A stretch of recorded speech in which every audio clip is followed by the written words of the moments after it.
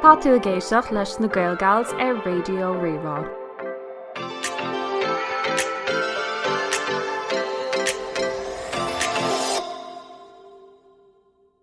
Fáilte isteach gach duine tá sé bhíh éisteach le Podchraoladh na Gaeilgeals ar Raidió Rí-Rá is Mise Sinéad agus tá an-tionchar inniu tuis go bhfuil. Dúlra? Agus Rachel. Lom sa studio bháile ó Sligeag agus rudatha agus teach máile lí comá. So chun istá sibh gáils an ar seachtain deas a cuibh. Ja, chuid mé rá go rá.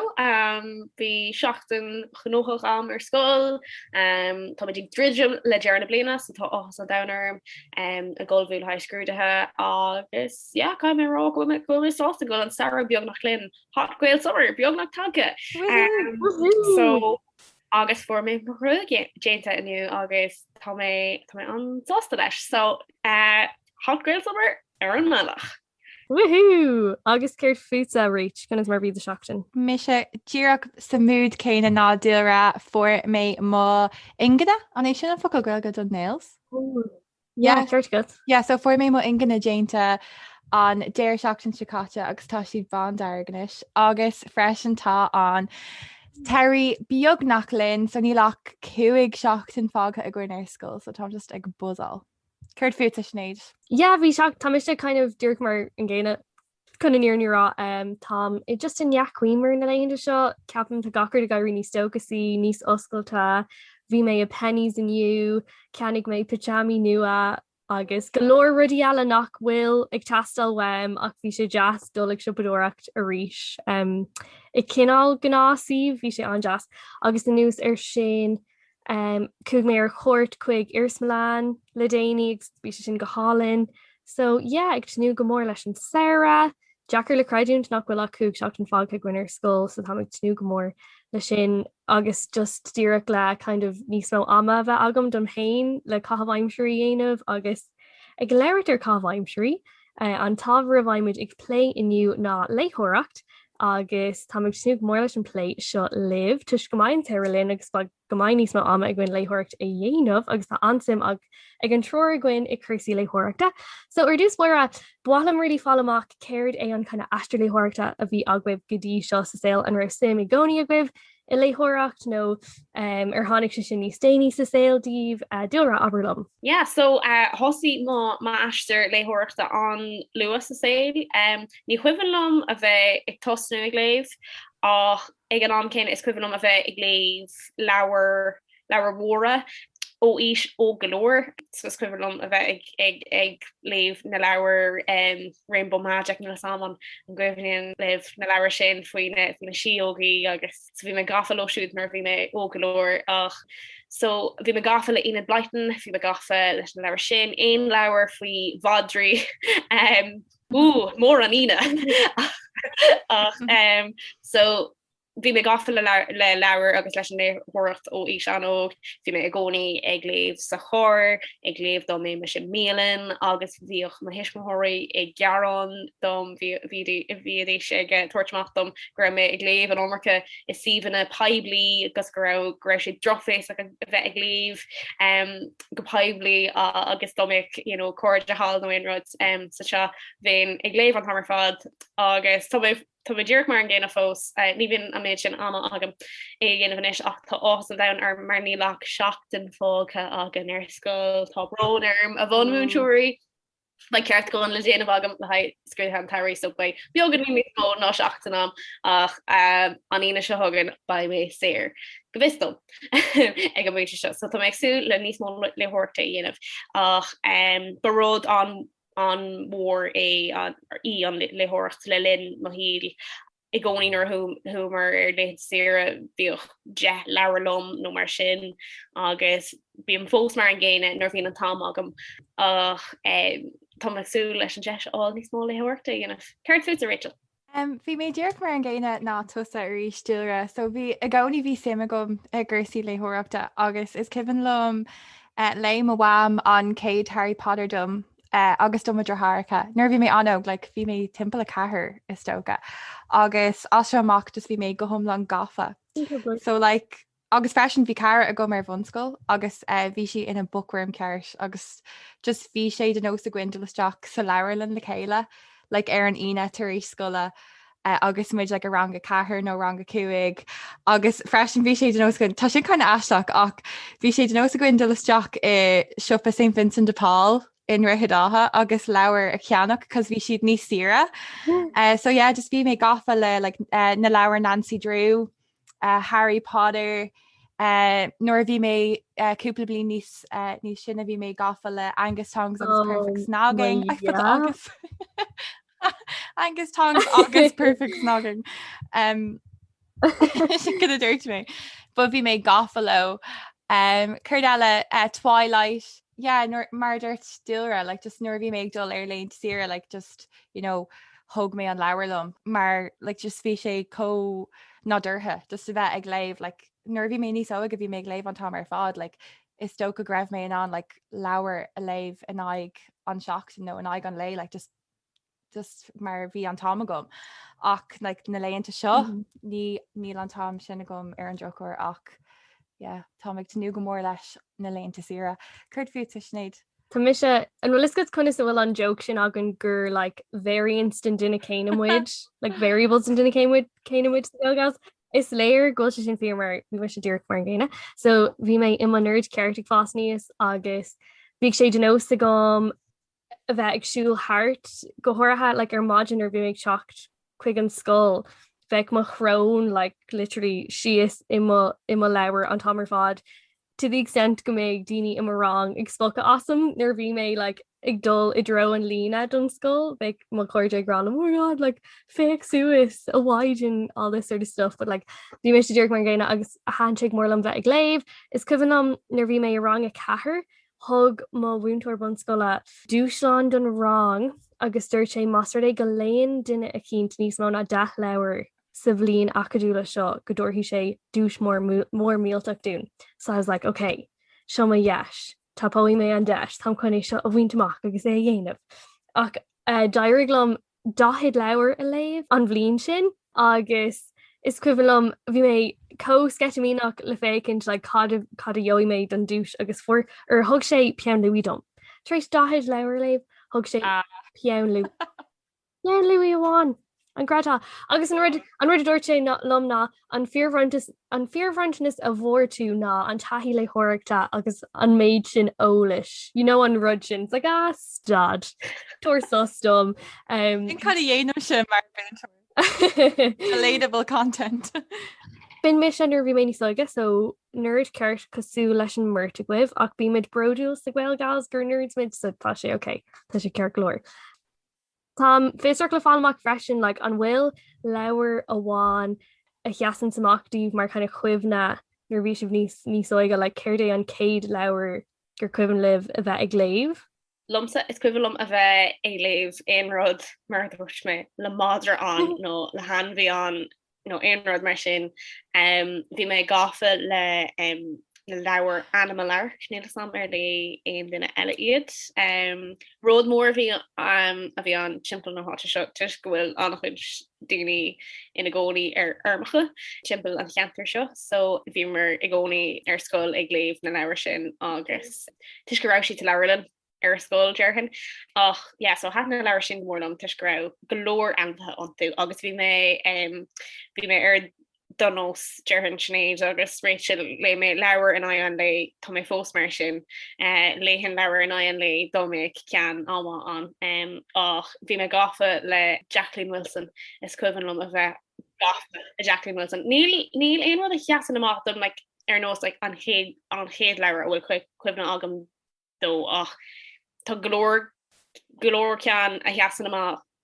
go sonrach. Ein rud le Jacqueline Wilson, ein rud faoi anmhatha agus de Velveteen Rabbit sin can mór a cheasan amach an freisin. Spéisiúil, céir fiú Rachel? Yeah, mis freisin ní féidirlumm like leabhar a bháin a cuimhna like godíireach mar an céad leabhar ach nuair bhí mé so go bhí mé go thomlan gafa le aon rud a bhí scrífa ag Roald Dahl, so like bhí mé go thomlan gafa le Matilda fós like uanta nuair nachhfuil aon rud eile le déanamh agam just peocham Matilda suas.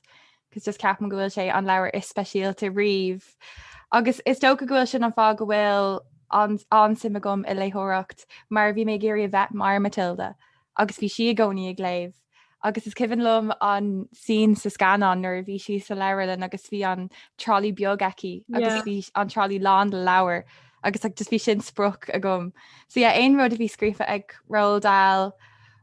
beidir Michael Morpurgo bhí mé gafal a Michael Morpurgo nuair bhí mé níos a gin the Butterfly Lion, Private Peaceful, agus bhí go leir leir scrífa a gafuoin an bhethe freisin agus bhí siad an jazz. Tá si de mar seo marranga inis a ggóir napáistí mórrang agus buineann siad an soltas Michael Morpurgo tá sé ras. Agus Jacqueline Wilson freisin bhí mé gafa léhí. Ach bhí gachfuid a bhí scrífa ag Jacqueline Wilson, like bhí sé cóbránach agus tragóideach.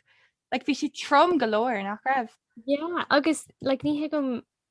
cén fág go dugtar almost like úidir do fáistí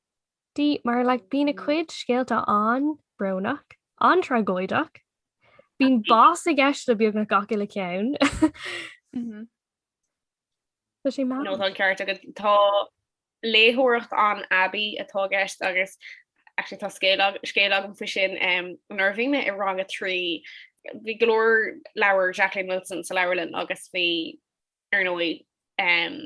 bhí Tracy Beaker an agus tá sé sin arúnach glóir, tá sé brnach ach arúnach ag an am cinenne don ísgrúpa sin mar bhín tú Gemlí na ddíis nó mar sin ach ag an am cinenne bhí Girls in Love an agus Girls in Tears agus bhí si sin i Wadro Abbey dom ísgrúpa sa like bhí éis níos narúnaí do chunne Svansco ach ní dóm gur hiig mé forward an over sa leabhar agus dam si mháam mé agus thuí si hiag an múnsúr agus dúirt si leis cinál stuff a bhí ó léh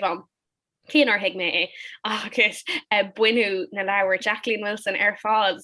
ón leabhar an airscoil healar mháam. No bhí an ceart aici óhéh an leabhar sin. Bhí mé róóg chun éhiiscint, bhí mé róóg chun ach ag an am cinenne bhí mé gaiirí sin agus bhí sé a bhádro Abbey ach ag an am cinenne na leabhar bhí siad is dócha sonnanta golóir so buinú na leabhar Jacqueline Wilson ar fád ó leabhar lenarscoil marhealar mháam. Is stocha gur hála sé sin le timppla na hhéann mar like na tiismthirí airnach like just bíon siad cópartha faoin méid atá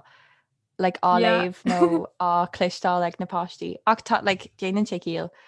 But I think gur hála an rud céine I muscail le Twilight cos nuair bhí mé sa rang a sé ceapam tháinig Twilight amach agus bhí sé I mó leabhar lena mar rang ach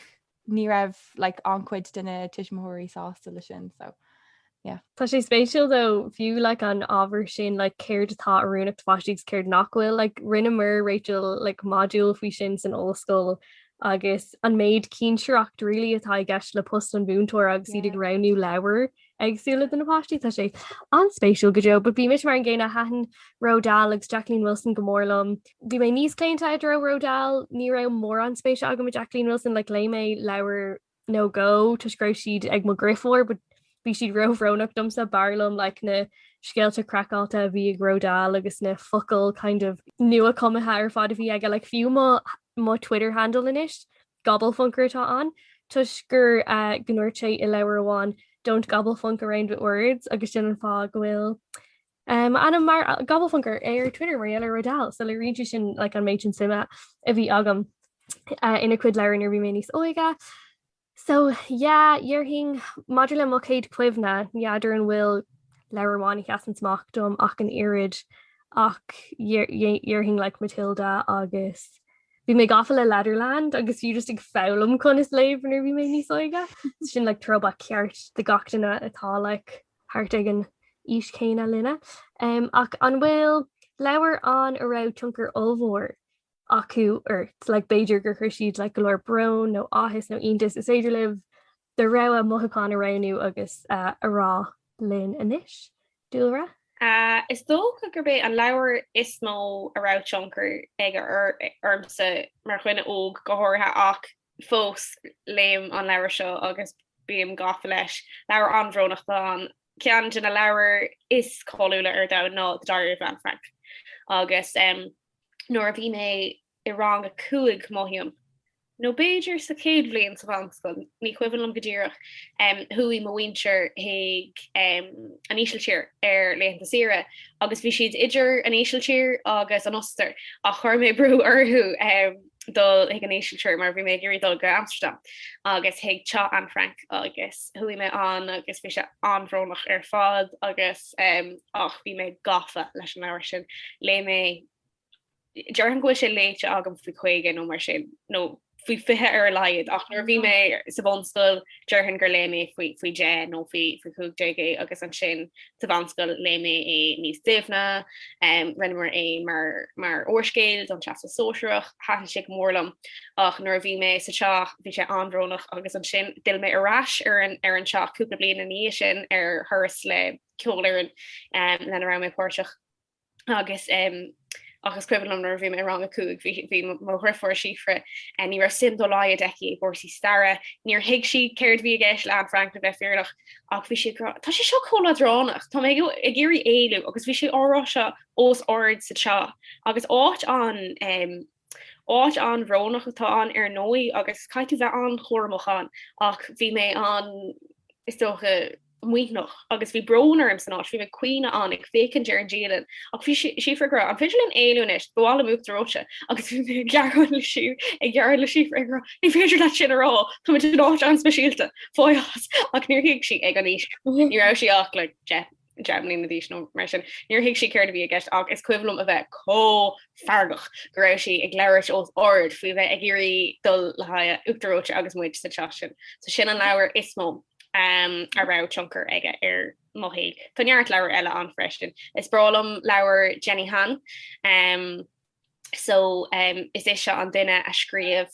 all the boys I love before na lewer sin atá an callúil ar Thomas got on callúil ar Netflix ach skrif si srat lewer rib sin der vanam the summer I turned pretty agus le me fui hédit Jerhin nervví mas vanscoil agus is bralam fósid so Jerhin gurbi sin na lewer. Is mó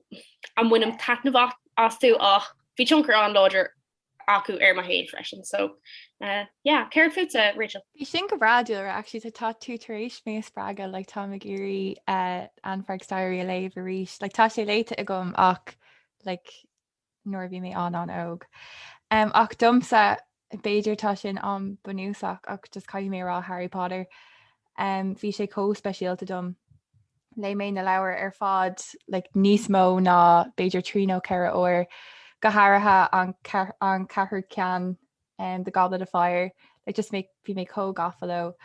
na leabhar ar fád agus just moigh mé go raibh na charachtar ar fád mar cardulum agus just bhí mé an iad a piúcha suasas agus just éilú ón tail agus muscí ligint agus tá siad có spríúil agus tá siad có speisialta dom.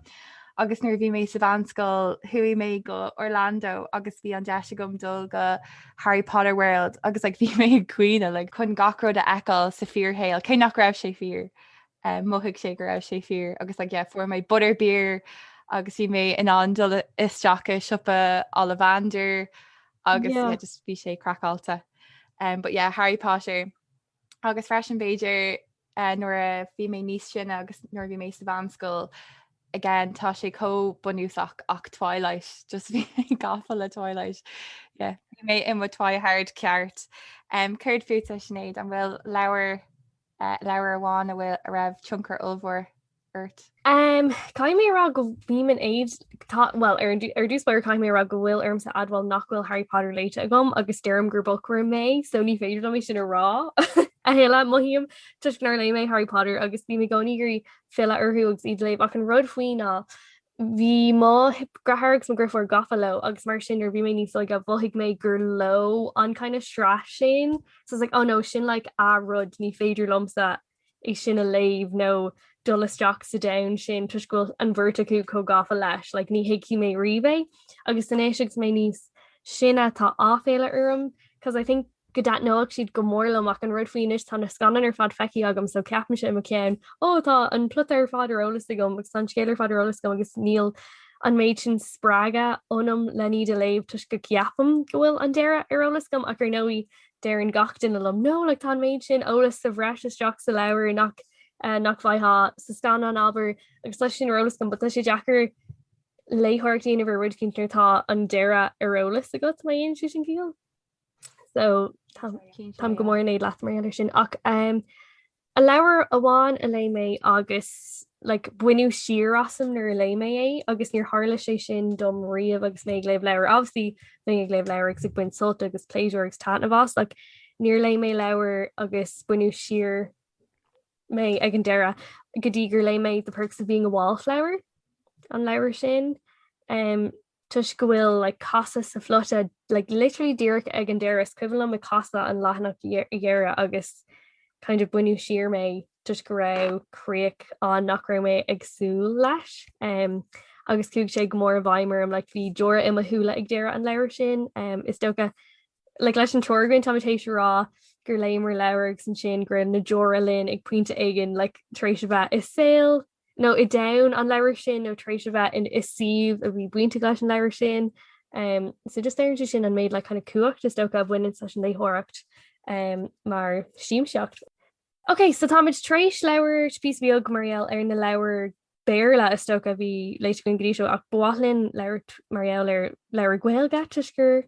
Gaeilgóirí muid agus bhí chorá goin bréibh an gléic seo faoi leabhar Gaeilge agus an míimiid de gléibh gréalta in Gaeilge agus na Bhéarla nó an bhfuil sin níos Jackar teacht ar ábhar leitheoireachta in Gaeilge do bhíní ar ó níos se so cad ceapan si faoi sin na cáilíní beidir aberlum like an bhfuil si trééis mór an a léibh in Gaeilge ar wathlibh níos mó a léibh in Gaeilge chuirdíad na kind of an na dúsláán atá buinte lei sin agus muidir an os seo Raidió cad ceapan tú faoi sin. Caithí mé a admáil níor lei mé leabhar in Gaeilge riamh i gcóir like pleasure nó crack nó sprí an méid atá léite a go trí Gaeilge le tá sé buintach leis an tiidechas so like lei mé an tríal nuair bhí mé ar banscoil ar nóí like agus mé ag déanamh staidir an air teist agus freisin lei mé cúpla leabhar don litreach na Gaeilge nuair bhí mé ar ollscoil ach an taithí atá a gom leis leitheoireacht na Gaeilge ná níl mór an ar fáil do daoine óige ach is tócha nach bhfuil sin fear just níl mé ag leanúint na daoine ceart ar na manthó síalta agus níl mé caint leis na daoine ceart so just aranta ceapan go bhfuil sé Jackar domsa ach tá just ag leir multi really díomh féidir an bíon sibse ag leibh frí Gaeilge go rialta chuir fiúta Sinéad cai mé rá like if you ví gra like beidir go mé ag fécinint like sna spotty ceirte an le teacht ar leabhar Gaeilge a ceapam se féin go bhfuil sé Jackar teachtar cí atá kind of iúnach dar is nach bhfuil like an sean mar leabhar like cí nua aimsirthe agus co-aimsirthe sílam goil barna like mór an mar genre an sin like le tiile kind of daoine óga a spreaga i drón leitheoireachta Gaeilge níl golóir leabhar an dún mohíam é sin comá Tám tréis cúpla leabhar Gaeilge a léamh ach an chuid is módó bhís le cnúsach filiachta atá antú le déine really agus lei mé peg faoi go an bhblionn seo agus tá géirí an agus tá géirí céir an dara leabhar situation it's like peg is the final word nó cínt an tan matá air níl deráte lepóir tá ceam thug mé nó mé hiag an rúgur aniu ach léine é mar bhí duine in acalm ag gearrán faoi chóirtaí Gaeilge well faoin máchas acu a bheith ag déanamh staidir ar na gar scoil agus bhí siad a gearrán faoin nuige agus ní ra mé orintanta bíon fánarm leabhart má agus rinne mé óháinna agus mé sagrúgra agus thosan mé an Gaeilge agus rinne mé cheachníhil má chlí bathe féin ach go thuthe tuis gur mé tramanscoil mé a thosan ach ní ran fin a bhamaniu so níor thug mé am an leabhar mar ní ra mé gurí Beiidir tríd a thosnú mar seans go raibh Rochhuiimh ní ag go man seo faoi feig so níor thug mé an leabhar má ach níl si tosnathe agam fóil ach tá sé foiit agam agus nóir bhaid sé leit am tuairthaí mé a chumridit agus leirhas an leir sin más málas ach cuma an Bhrálam sin anchans go nóir dóid mé ar an ón siop a leir gom leisceil in hí an gléic seo. Aberlam dó dúra an mín tú gléibh go minic inhfuil gan nó. So Jane híhil a bheith ag léibh tríige tá mé géirí scrúdú achtarcháin ar scrúdú teag siadó a dhéanamh an pléint thugan agus for mé molla ó cúpla duine le bheith ag léibh an hamar fád tríige más féidirlam. Ní ra an tam im léana bhí mé críicní máiste, so rinne mé go leir le horta tríige im léana ach le haim rochta se bhí an. So ní arna mé mór an le horta ar wahala sprí ach le mé peg han sé go mórlam mar so do gachtain anseo na gafa le peg agus gafa leis an blascéid agus ag súlgmór le fille ag am igen le an Terry de kunmh J agus tá ag léh an talánach fú láthir a rééis faoin mascéid. léh sé leite gom godí seo. Tá sé cruúa cá mé rá tá an chléige difriúd ónhil gotámsa so tá mé irí clí leis agus échríicnú achas brala mé tá sé tá chéilge nó an chéilinn có jazz an tá mé gá leis. Ach le bheithfir nach máhiam Mai mar an ggéine libh sin. Cé go bhfuil anchuid an do chuoine óga ar nós jégóí agus tá rudí an díirthe ar jégóí agus taíonn si sin ná agus is málam na leir sin a léh tuis go mbeam se ag múna jégóí. Ach ag an am cinenne mohím gohfuil barna an do chuoine ar orgóis. No Beiidir sa seanar litúirta a bhfuil sim agam an bíam se antóge le leabhar acadúla agus agus tuiscraim mé agstaidir ar feadh cúplaína go dtí seo nuair a bhíam se ag léibh bíon fón arm ród an éidir me léibh. Agus is bralam leabhar románsúla. Bíon daoine ag rá nach fear le thóireachta sin gur seafódé, like is bralam chiclis. Now sé sin, ród éidirm a léthach doám Beiidir ar léhann sira níhé 50 Shades Grey nó inród mar sin. Like ach bhrálam chiclis in Gaeilge, like sin an rud atá weim. Bhí sé fresh. Agus níl a lehéid an go bhistam. Bhí chuir mé rud ag an sús ar Twitter cúpla mé hin agus bhí léictóirí ag fágáil trochttar trí faoi agus daoine a bhína cléile leabhar Gaeilge agus ní rah aine in an cuimhnú ar aon leabhar le deire sósúil, le deire nachhfuil brónach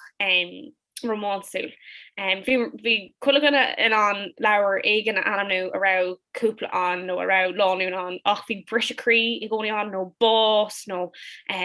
dúnmhara agus níl mé ach géirí rád éigen éidrim agus nuair thosáid mé ag léibh an túús tá mé géirí a bheith ar an ólas ag túús an leabhar go mbeidh duine amháin agus duine eile le héile faoi ar an leir. So sin rud atá weim, bí daoine ag rá go mbíonn siad predictable agus ag gearan faú is cumalum go bhfuil siad predictable. Tá ag géirí rud predictable, Tá chuile rud sa saoil neamh predictable. So mar sin tá leabhar predictable weim. So má tá aon leabhar trí Gaeilge ar ólas a géine a tá románsúil ach leríomh sósúil, níl mé ag géirí aon tragóid an, well, mion tragóid sin go brá. Níl mé ag géirí murder mystery nó inrad mar sin. Ród an éidirm má tá aine gur ceanna scríb bhíon buá sin nó mar a bhfuil mátá cean ar fáil aber léné is féidirlinn muid all ar Instagram. So sin gat rud atá rá an fuil leabhar Gaeilge ach tá mé géirí tuile iireachta dhéanamh faoi tuile iireachta dhéanamh chun níos mó leabhar Gaeilge a léh. Brónar mától war an sin ach No, bhí sé anspéisiúil agus rud atá mé gurí rá freisin mastarda gur Gaeilgeoir ógú agus simagat in Gaeilge chusaí le chóireachta agus tá sibh ar cointin linne go bhfuil kind of barna an sin do gine yoga bhilingtí what is it dulamon pín agus leabhar scríb si féin. So yeah. Sin leabhar Gaeilge. Neadidir fuamh se Rachel agus Dúra a ceapam I lorthan óthra tá sé andeachar ar ma ord a cuineáil ar rud amháin tuis go bhíon gafa le TikToks is léir go bhfuil má attention span an gear agus tá sé andeachar ar an leabhar léh an léon seo go bhfuirtha ar tám ag obair tá sé cinna líní is gan ar tá like nuair táir le leon de siar nó lethir an rid cinint ach an bhfuil sib sé léh féin réid fiúthir. Well im lína mar like riún blina. So chuir mé like leabhar bháin like a léh an aig na mísa. So like leabhar bháin ar a laiad agus ceap mé go méic mé an níos mó a léamh ach cai mé rá tá fós ar leabhar ón aimsire cos just taréis a bheith ar asir scoil agus tá go nóthach agus like nuair a téann tú isteach sa labba taréis lá fada ar scoil like níl aon rud weim ach Netflix like rud éigen na bhfuil mé ná chuir siúil like gan ard ceart a thuirt ach faoi láthair leabhar ón aimsire tá fós ar The Monk ó Paul Williams. So is leabhar true crime é. Tá sé bunathe ar an ar Jerry Hutch. An bhfuil aithne ar Jerry Hutch ó like the Hutch gang. Ag ní greidim gomid ag déanamh shout-out. Shout-out na seachtainna. In gcuir Jerry Hutch. Ba daoine an ní inis. Yeah, oops, tá burner. Caithí mé rá go bhfuil sé scrífa an maiid, so tá mé like níos mó ná bailach tríd an leabhar. Agus just tá sé faoi saoil Jerry Hutch agus an cuí go like thuí sé isteach sa down like the underworld, níl an focail Gaeilge agam. Ach tá sé simú go leir ach leabhar ó mí Marta is tóca go bhfuil sé níos simúla do muidir ar fád ná The Testaments ó Margaret Atwood. So an dara leabhar sa The Handmaid's Tale. Agus mohí a caithí mé rá like lei mé The Handmaid's Tale gá bhbliain ó hin ceapam. Actually nuair bhí mar san Sinéad. So lei mé The Handmaid's Tale. Agus bhí mé ag rá i gcóir gá bhbliain inis gurb é The Handmaid's Tale an leabhar is fearr a lei mé riomh a héil mar bhí sé cósimúil agus ní raibh mé an é a chur síos. Ach ceapam Beiidir gohfuil sin conspóideach cos níl mór an like leite a gomar ní raibh éon play a gom le daoine eile go fóil faoi seo ach ceapam go raibh The Testaments níos fearr. Like just bhí sé ar fad bhí sé cósimúil. So ar bhaintsibh soltás an Handmaid's Tale ar lééis sé é? Níl sé léite agam go fóla tá sé ar mo lista an saoire seo tá gur éléh an saoire seo. Or an bhacha sibh an sreachlar? No, níl aonrad feici agam nó léite agam. Honnig mé cúpla chlór ní acha mé idir fad maihíim go se anbhrónach agus tuis gur duine maihíim gur duine doíir a mé dílam se ri leit ag bra ar an ach le linda blina tuis go mém se well just marall go ra méid déanana máiste agus ag múna am lína bhí me sáte le hobar socha agus bhí me ag gcónaí gurí éú leród igen étrum so ní ra mé ri agus ní bhíam ag bratner a rudí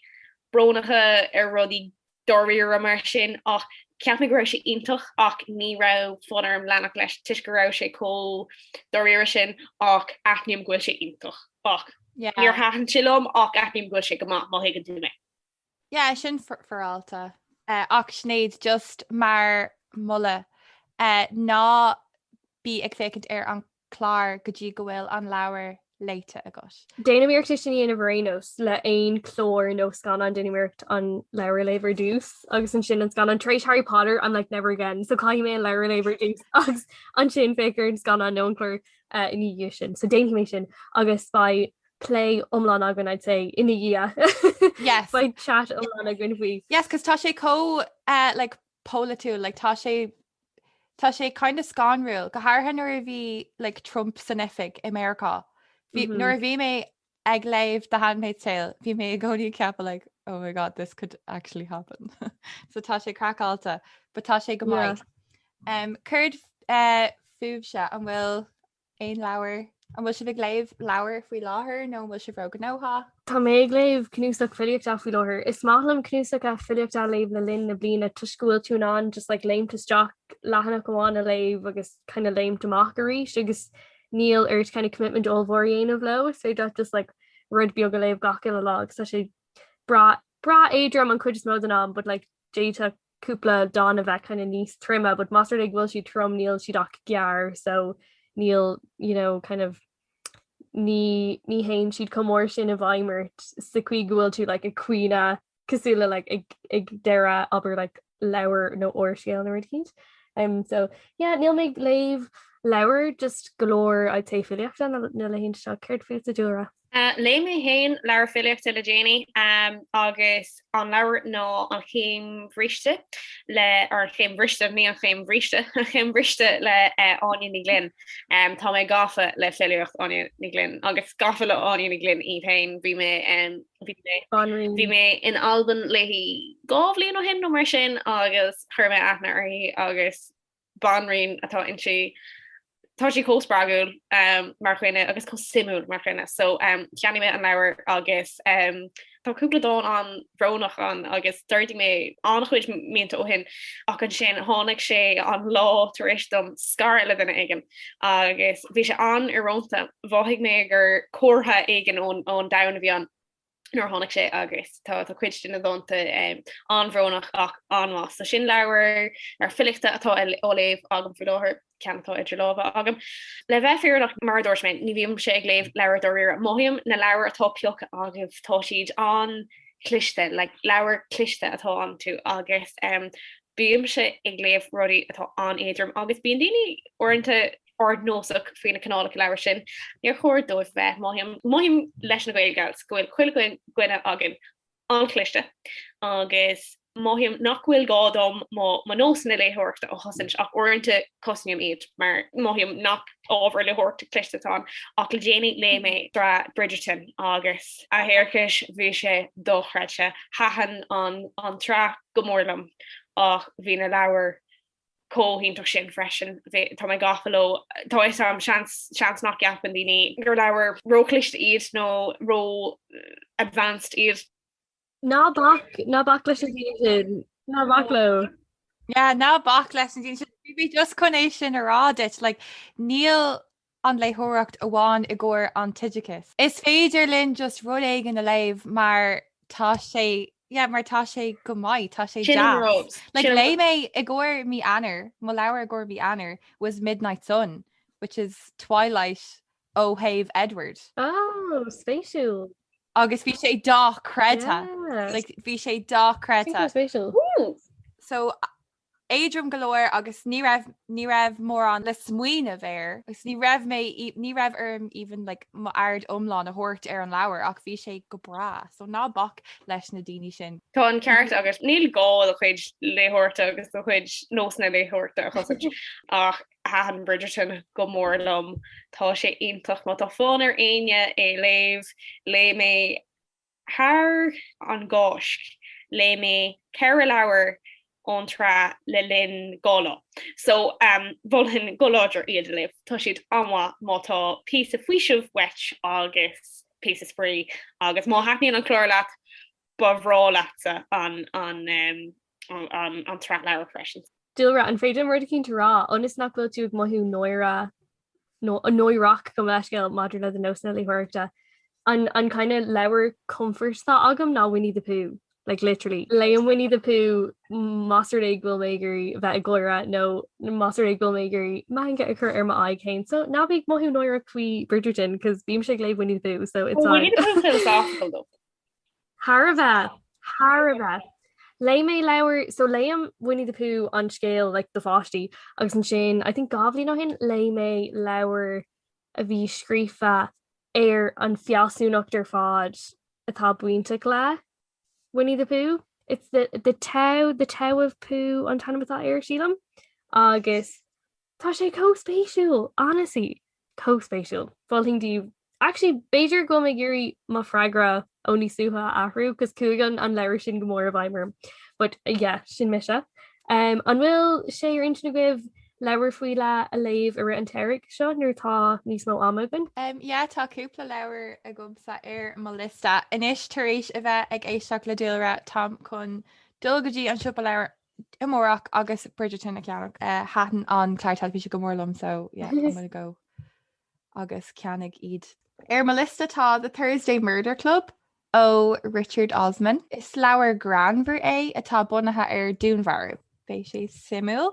agus freisin cean eile atá ar Melissa ná the Midnight Library ó Matheig. Is bralam matheig mar úidir tá sé anhá. Níor lei mé an leabhar sin ach lei mé leabhar eile scrífa ag an bhar sin agus is bralamíd tá sé anhá. Sin deanúcht, cos just ceannig mé é mar just lei mé an blurb agus ceap mé gur raibh sé simú so Sílam gurbééis sin an céad leabhar fiction atá scrífa aige go dtí seo scríb sé leabhar chuna nabhaigh sin faoi meabharsláinte, so bhaid sé spéisiú le fécinint chun is martá an céad leabhar fiction. Well, nuair atá sé léite a gom in seo i mé leat chudé mar a bhí sé. Cool, frifa. Bhfuil éon cí leala go Rachel? No sin mo lista. Níl aon rud Gaeilge ar mo lista. An bhfuil aon multi. Just anam leabhar. Honestly, peg, like, tá peg class. Yeah, bhil an peg. Tá sé cuachtach agus tá sí cuachtach. Tá is prála mé. Sílam go minhí tú soltas freisin Rachel áléh ó dhearcha feminach agus mar feminach nó sé mór leat. Lás right, tá peg ar mo lista inis, so tá chun dulcha an siúpa leabhar mórach agus peg a cheannach agus Bridgerton. Paul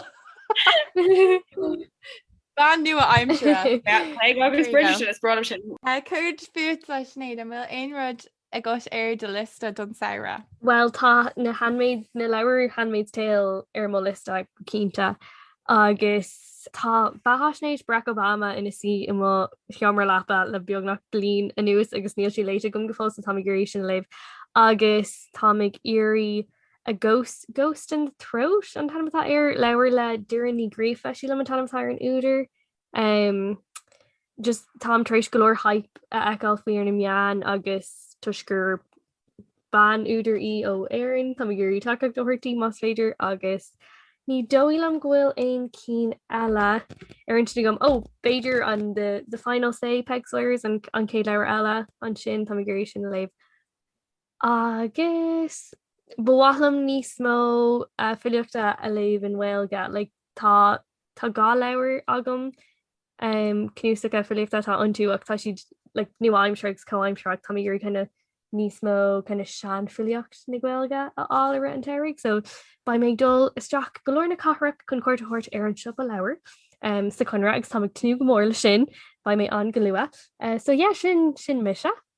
Is dócha gnéonhíimiid séidir na seachta inis ar an ábhar seo, so rachamid hall go dúils a gcóir sin. An teachtan seo an labhramach atá ranathe agan le shout-out a dhéanamh ar ná love leabhar Gaeilge. Sí vidirlín atá an agus lechanach Instagram thugann deis de úidir Gaeilge agus de scríbnúir Gaeilge leabhart faoin scríbnúireacht dhéanaan siad tá Podchraoladh acu agus déanaan roinnt scríbnúir Gaeilge takeover ar lechanach cuma. Is branan an lechanach seo agus féidir leat iad a amsú ag loveleabhargaeilge.com nó ar Instagram freisin ag love leabhar Gaeilge. Cearcolóir sin an méid wein iniu a cairde tásúla gom gur bhain sibh sult as an gláir agus masford ag go bhfuil sibh ag irí níos mó a clistal wein támuid ar fáil ar Instagram ag Gaeil_gals, ar Twitter ag Gaeil_gals agus ar Facebook freisin ag Gaeilgals. Slán libh!